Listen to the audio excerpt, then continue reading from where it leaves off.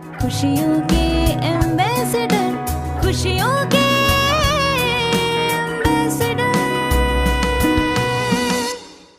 हाय, आइए हम आपको मिलाते हैं ऐसे लोगों से जिन्हें हम बुलाते हैं खुशियों के ambassadors. I am Kuhu and welcome to the ambassadors of happiness.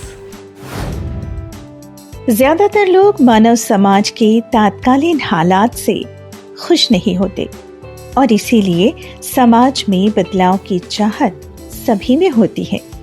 आज हम सामाजिक बदलाव के लिए अपने जीवन का ज्यादातर समय लगाए हुए लोगों में से एक श्रवण शुक्ला जी से आपकी मुलाकात कराने जा रहे हैं, जो बेहद साधारण जिंदगी जी रहे हैं और जिन्होंने युवावस्था में ही तय कर लिया था कि सामाजिक बदलाव लाने की विधि क्या होगी। श्रवण शुक्ला जी के प्रयासों की चर्चा अब राष्ट्रीय ही नहीं अंतरराष्ट्रीय स्तर पर भी हो रही है। Melania Trump attended a happiness class at a Delhi government school in Nanakpura in South Delhi. Melania Trump spent over an hour at the Sarvodaya Senior Secondary School interacting with students.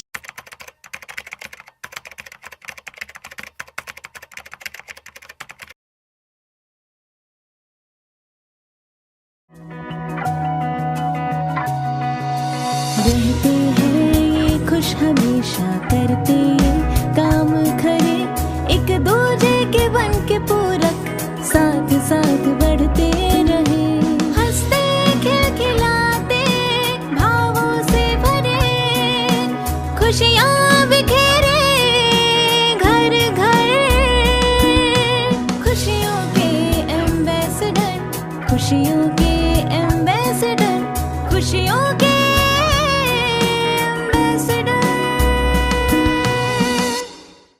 हमारे समाज में आज भी कुछ ऐसे लोग हैं जिन्होंने समाज में बदलाव लाने के लिए अपना पूरा जीवन लगा दिया, यहाँ तक कि एक अच्छा करियर बनने की संभावना को भी खारिज करते हुए ऐसे कार्य में अपना जीवन लगा दिया जिसे आमतौर पर समाज का बहुत बड़ा वर्ग स्वीकार नहीं कर पाता है।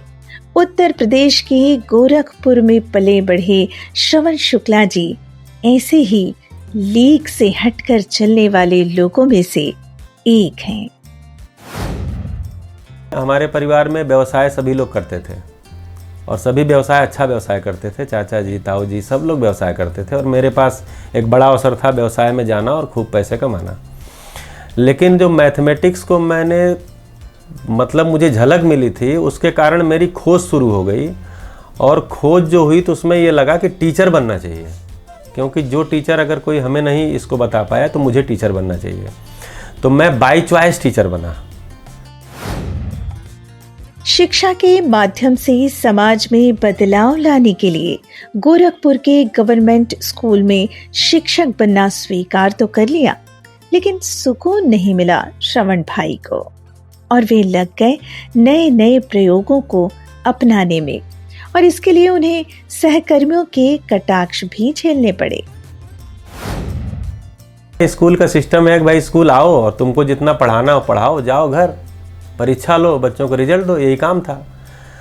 मुझे लगता था कि ये पूरा नहीं पढ़ रहा है। जो बच्चा मैं अपने पे देखता था कि मैं तो पढ़ा हूँ, MSc किया हूँ, B.Ed किया हूँ, इन बच्चों को मैं पढ़ा रहा हूँ तो ये भी क्या कर लेंगे। ये अच्छा, जो बच्चे गांव के थे वो शायद MSc भी नहीं कर पाएंगे, B.Ed भी नहीं कर पाएंगे, या कर भी लेंगे तो मेरे जैसे ही बनेंगे। तो मेरे प्रश्नों के उत्तर तो नहीं मिल रहे हैं, कोई और इसका जगह होगा। तो मैं तलाश करता रहता था। तो लोग बोलते थे अरे ये टीचर ये सब चीज़ें नहीं, कहाँ उलझते हो। फिर जब स्कूल में कुछ मैं नए नए प्रयोग करता था तो लोग बोलते थे अच्छा ये, जैसे मेरे जो साथी थे वो ज़्यादातर BSc पढ़े हुए, B.Ed किए हुए, BA किए हुए, ऐसे सारे लोग थे। तो ये बोलते ये MSc किए हैं ना और इनका जो है ज़्यादा दिमाग चलता है, तो इनको कुछ फ्रस्ट्रेशन है, उसको यहाँ के व्यक्त करते हैं। इनको लगता है बहुत मेहनत करेंगे तो कुछ हो जाएगा, यहाँ बहुत मेहनत करने की जगह नहीं है। इसी दौर में श्रवण भाई को जानकारी मिली जीवन विद्या की और इसका गहराई से अध्ययन करने के लिए वे पहुंच गए अभ्युदय संस्थान छोटी, छत्तीसगढ़। यहाँ रहकर उन्होंने मध्यस्थ दर्शन के सभी वाङ्मय का अध्ययन किया। जहाँ मेरा अध्ययन हुआ है अभ्युदय संस्थान अछोटी रायपुर, वहाँ के लिए तो मैं संकल्पित हूँ कि जब भी अभ्युदय संस्थान अछोटी रायपुर की आवश्यकता होगी तो मैं अगर कुछ काम छोड़ना भी पड़ा तो छोड़ के वहाँ पहुँचूँगा, क्योंकि मैं वहाँ से अध्ययन किया हूँ। तो मैं सीधे जब अध्ययन शिविर में गया 2009 में, तब मैं बाबा जी से मिला। उसके पहले मेरा मिलने का कोई मन ही नहीं होता था। लेकिन जब पहली बार मिला अंजनी भैया के घर में, बाबा जी से बैठे हुए थे और मैं जब देखा दोपहर में कोई नहीं दिख रहा है उस दरवाजे पर, तब मैं गया। तो बाबा जी ऐसे देखे, बोले आइए, मंगल हो, कल्याण हो। तो मैं जैसे ही बैठा, बोले अध्ययन कर रहे हैं? हमने कहा जी। बोले बढ़िया से करिए, आगे बहुत सारा अध्ययन कराना है।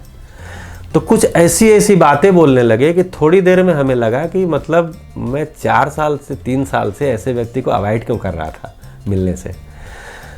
तो ये फिर उसके बाद मैं अध्ययन में चला गया 6 महीने के लिए। वो सारा योग संयोग ऐसा बना कि मैं ऑन ड्यूटी अध्ययन करने चला गया और फिर उस समय का पूरा सदुपयोग किया। अभ्युदय संस्थान अछोटी में रहा। मध्यस्थ दर्शन के प्रकाश में जब गोरखपुर के शासकीय स्कूल में श्रवण शुक्ला जी विद्यार्थियों को चेतना विकास मूल्य शिक्षा पढ़ा रहे थे, तभी उन्हें दिल्ली सरकार से मनचाहा प्रस्ताव मिला दर्शन के प्रकाश में हैप्पीनेस करिकुलम कोर्स तैयार करने में सहयोग करने का। 2015 में दिल्ली सरकार में सोम भाई बैठे हुए थे। सोम भाई का फ़ोन आता है, बोलते हैं कि भाई ऐसा है, दिल्ली में जो है डीएलएड एजुकेशन के लिए कुछ पाठ्यक्रम बनाने हैं। दिल्ली में आए हम लोग, 2016 में टीम बनी। तो जब शिविर होने लगे तो ये हुआ कि इसको कुछ संस्थागत स्वरूप दिया जाए, क्योंकि ऐसे ही एससीईआरटी ऑर्डर कितने दिन निकालेगी, तो इसको कोई संस्थागत स्वरूप दिया जाए। तो उसमें एक कमेटी बनी एससीईआरटी के अंदर, जिसका नाम रखा गया cell for human values and transformative learning. उसके चेयरमैन जो दिल्ली के सर्वमान्य शिक्षा अधिकारी थे, रिटायर हो चुके थे, आदरणीय जंग बहादुर जी, उनको चेयरमैन बनाया गया और हम 6 सदस्य थे उसमें। तो वो सेल फरवरी 2016 में ही गठित हो गया। अब उसका काम क्या था? तो उसका काम था, मेंटोर टीचर स्कीम शुरू हुई थी दिल्ली में, तो मेंटोर टीचर का शिविर करना, उनको अध्ययन कराना, उनको थोड़ा गहराई में लेकर के जाना, ये हम लोगों को उद्देश्य रखा गया। डॉक्टर राजेश जी के नेतृत्व में एक अलग कमेटी भी बनी, लेकिन उसकी जो अम्ब्रेला जो उसका था, वो self for human values and transformative learning ही था, कोर में यही था। उसी अम्ब्रेला में हैप्पीनेस करिकुलम की लिखने का काम शुरू हुआ। उसमें सारे जो लोग थे वो वही थे जो 1 साल का अध्ययन शिविर किए हुए लोग थे, उन्हीं लोगों को उसमें शामिल किया गया। और कुछ, चूँकि लॉजिस्टिक काम बहुत रहता है पाठ्यक्रम में, तो कुछ नॉलेज पार्टनर समाज से भी लिए गए। एक बड़ा कॉन्फ्रेंस, इंटरनेशनल कॉन्फ्रेंस किया गया, उसमें जितने लोगों को शॉर्ट लिस्ट किया गया, उनकी प्रस्तुतियाँ की गई, फिर उसमें से 5 संस्थाओं का चयन किया गया, वो भी हमारे साथ उसमें रहे। तो एक मिला जुला प्रयास के रूप में हैप्पीनेस करिकुलम था। तो सेल पहले बना था, बाद में हैप्पीनेस कमेटी बनी, लेकिन हैप्पीनेस कमेटी को मार्गदर्शन देने के लिए सेल ही था। इस ढंग से हुआ था। हमारी जो सेल की टीम थी, वो टीम बैठ करके ये बातचीत की कि हम लोग इसका फ्रेमवर्क बनाएंगे। फ्रेमवर्क विद्या का कंटेंट ही होगा कि सुख को समझेंगे। फिर उसमें 5 मूल्य हम लोगों ने कोर में रखे। 8वीं तक 5 मूल्यों का अभ्यास होता है: स्नेह, ममता, विश्वास, कृतज्ञता और सम्मान। तो ये 5 मूल्यों को लेकर के हम लोग कोर में रखे। उसके बाद अब जो भी पेडागॉजी क्या हो, अब बच्चों के साथ तो सीधे संवाद नहीं कर सकते, तो फिर पेडागॉजी क्या हो, तो जो प्रचलित पेडागॉजी है उसमें से ही लिया। स्टोरी प्रचलित पेडागॉजी है, एक्टिविटी प्रचलित पेडागॉजी है। तो इन दोनों पेडागॉजी को हम लोगों ने लिया और कोर में 5 मूल्यों को रखा। तो ये जो लिखना शुरू हुआ, तो ये तो फिर हमारे 2 साल से टीचर के साथ अध्ययन सब चीज़ चल ही रहा था। उसी में एक अवसर आ गया, तो सबके परीक्षा की घड़ी आ गई। 3 महीने में 3 किताबें लिखने का चैलेंज हुआ। 2 जुलाई को परम पावन दलाई लामा जी से टाइम ले लिया गया उसको लॉन्च करने का। हैप्पीनेस करिकुलम की चर्चा देश ही नहीं अंतर्राष्ट्रीय स्तर पर होने लगी। दिल्ली के स्कूलों में इस कोर्स को समझने के लिए बड़े बड़े दिग्गज भी आए। तो एजुकेशन में एक मानव की जो ज़रूरतें, सुविधा और सुख दोनों है, तो सुख भी शिक्षा में लाया जा सकता है, इसका भरोसा बना और ये इंटरनेशनली बना। जिस ढंग से तत्कालीन अमेरिकन राष्ट्रपति की पत्नी मेलानिया ट्रंप आई देखने के लिए दिल्ली में हैप्पीनेस करिकुलम, 1-1.5 घंटा बिताई और 1-1.5 महीने बाद वहाँ से ट्वीट करती हैं कोरोना काल में कि आज जब दुनिया पूरी पेंडेमिक में है, तो मैं जब इंडिया गई थी फरवरी में, वहाँ मैंने एक स्कूल में हैप्पीनेस करिकुलम देखा और मुझे लगता है आज पूरी दुनिया को उसकी ज़रूरत है। तो हम देखेंगे तो शिक्षा में ये जो करिकुलम के रूप में जैसे अन्य सब्जेक्ट हैं, वैसे ही एक सब्जेक्ट के रूप में इसको पढ़ाया जा सकता है, जिसमें विश्वास, सम्मान, स्नेह, कृतज्ञता और ममता को एक्सप्लोर करवाया जा सकता है 8वीं तक। तो शिक्षा के क्षेत्र में स्थापित हुआ। शासकीय सेवा में रहते हुए श्रवण भाई को ऐसा लगा कि वे नौकरी करते हुए पूरी तरह से स्वतंत्र होकर समाज में शिक्षा के माध्यम से बदलाव का कार्य नहीं कर पाएंगे। इसीलिए उन्होंने नौकरी से स्वैच्छिक सेवानिवृत्ति यानी VRS लेने का फैसला लिया, जिसमें परिवार के सभी सदस्यों की सहमति थी। मुझे तो ऐसा लगा कि मतलब मुझे अच्छा ही लगा कि पापा ने नौकरी छोड़ दी, क्योंकि मुझे लगता है कि अगर वो नौकरी में रहते तो फिर वो इतना खुल के कुछ कर नहीं पाते, फिर वो उसमें ही रह जाते और सरकारी नौकरी में बंधे रहते तो स्कूल जाना, स्कूल से घर आना, अगर वो चाहें भी तो छुट्टी लेके कुछ दिन की छुट्टी मिलेगी, तो फिर कोई फ़ायदा नहीं रहता। और इतने जगह, सब जगह आखिर समाज तक पहुंचाना तो है ही, तो जरिया पापा ही बने तो अच्छी बात है। पापा ने पहले ही बता दिया था कि कुछ अच्छे काम के लिए वो नौकरी छोड़ रहे हैं और नौकरी में अगर वो बंधे रहेंगे तो वो अच्छा काम शायद ना उनसे हो पाए। तो उन्होंने बोला था कि जैसे जीवन विद्या अभी वर्ल्ड वाइड तरीके से, अगर जैसे पापा भी कुछ ना कुछ मतलब करते ही रहते हैं उस फील्ड में, तो वो बड़े स्तर पे ना जा पाए शायद नौकरी में अगर वो रहें तो। श्रवण भाई के फैसले से घर के सभी सदस्य खुश तो हैं ही, बल्कि उन्हें ये भी महसूस होता है कि परिवार का वातावरण बहुत ही पॉजिटिव और खुशियों से भर गया है।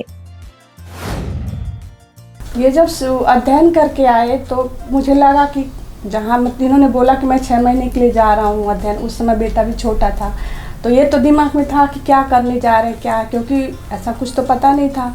लेकिन आने के बाद जो चेंज हुआ व्यवहार में, बातचीत में, तो फिर लगा कि नहीं, कुछ अच्छी चीज़ें तो सीखने जा रहे हैं। और मुझे भी लगा कि हमें भी टाइम जब मिल, क्योंकि हम वहाँ फैमिली में 10 लोग एक साथ रहते थे, तो वहाँ सास ससुर सारे, तो वहाँ निकलना मेरे लिए मुश्किल था। लेकिन मन में था कि जब भी मुझे अवसर मिलेगा तो शायद मैं जाऊँ, मेरे लिए भी कुछ नया हो। तो फिर उसके बाद मैं भी फिर शिविर वगैरह करने लगी। पहला शिविर मैंने इंदौर में किया था, दूसरा भी मसूरी किया। उसके बाद जब भी अब टाइम होता है उसके बाद फिर हमने, खैर अध्ययन तो मैं कहीं जाके नहीं कर पाई बच्चों की वजह से, लेकिन शिविर जब भी मुझे मौका मिलता शिविर करती हूँ। और जो चीज़ मुझे लगता है कि शिविर में क्या चीज़ पकड़ में आता है और कहाँ मेरी गलती है, कहाँ मुझे अपने ऊपर काम करना है, वो मैं पूरा कोशिश करती हूँ। मैं जो एग्ज़ाम की तैयारी कर रही हूँ उसमें घर में अगर स्ट्रेस रहेगा या किसी चीज़ को लेकर, अगर मैं कभी किसी चीज़ में अच्छा नहीं किया मैंने, तो घर में मैंने देखा है, मेरे दोस्त भी बोलते हैं उनका तालमेल अपने मम्मी पापा के साथ अच्छा नहीं है। वो ज़रा सा कम मार्क्स आते थे तो वो डर जाते थे कि अब घर पे मम्मी पापा ये बोलेंगे वो करेंगे, पर मुझे कभी वो माहौल मिला ही नहीं। हमेशा से ही मैंने जो भी किया, हमेशा मम्मी पापा ने मुझे सपोर्ट ही किया है और कभी ऐसे स्ट्रेस नहीं दिया कि तुम्हें ये करना ही है। तो इस वजह से भी बच्चे जाते हैं, क्योंकि जब मम्मी पापा के साथ ही उनका अच्छा तालमेल नहीं है तो वो दोस्तों के साथ ही जाएंगे। और मुझे दोस्तों से ज़्यादा मम्मी पापा से बात करने में मज़ा आता है, उनके साथ सब चीज़ शेयर करने में मज़ा आता है। इस वजह से मेरे दोस्त मुझे अलग भी समझते हैं कि तुम्हें क्या मज़ा आता है घर में, तुम हमारे साथ चला करो, यहाँ पे क्लब में जाते हैं हम, ये करते हैं। पर मुझे उसमें मज़ा ही नहीं आता, मुझे तो मम्मी पापा के साथ मज़ा आता है। तो इस वजह से मुझे ये लगा कि मुझे बहुत अच्छे एज में मिला है, तो मैं कभी इन्फ्लुएंस हुई नहीं, कभी उस तरफ गई नहीं।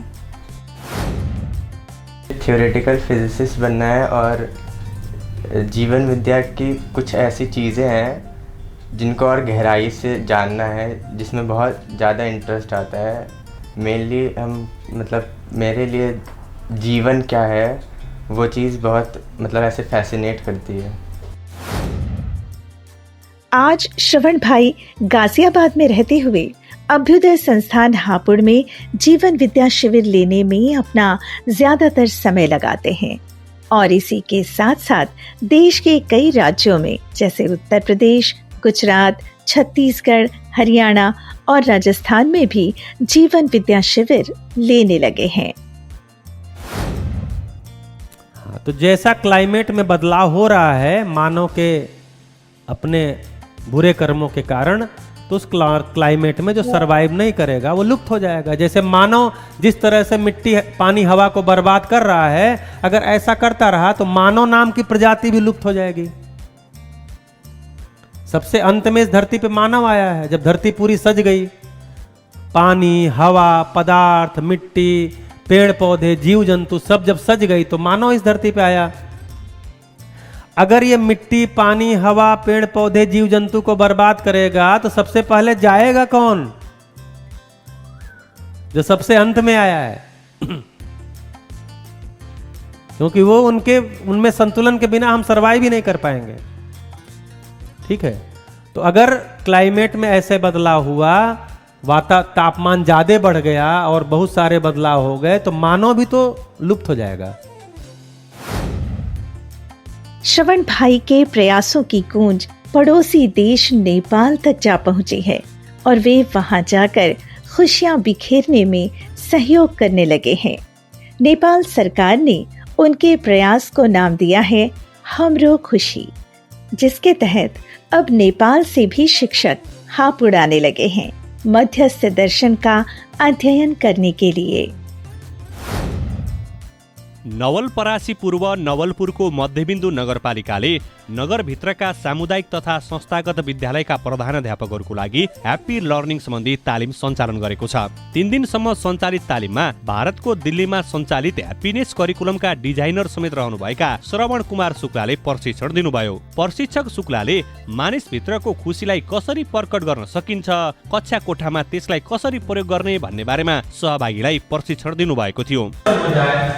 क्योंकि बच्चा छोटा है तो सुविधा का बड़ा पड़ता है, उसको सुविधा नहीं मिलेगा रोएगा, सुविधा मिल जाएगा खुश हो जाएगा, फिर तो उसको हमको ठीक करना मतलब उसको अंडरस्टैंड कराना, क्या क्या चीजों को, रिलेशनशिप, वैल्यूज को, नियम को, साइंस में हम नियम समझते हैं, इसी को बोलते हैं ट्रांसफॉर्मेशन हुआ। ये बिना वैल्यू एजुकेशन के बिना नहीं, इसी को कॉन्शियसनेस डेवलपमेंट भी बोलते हैं, चेतना विकास भी बोलते हैं। ये वैल्यू एजुकेशन के बगैर नहीं।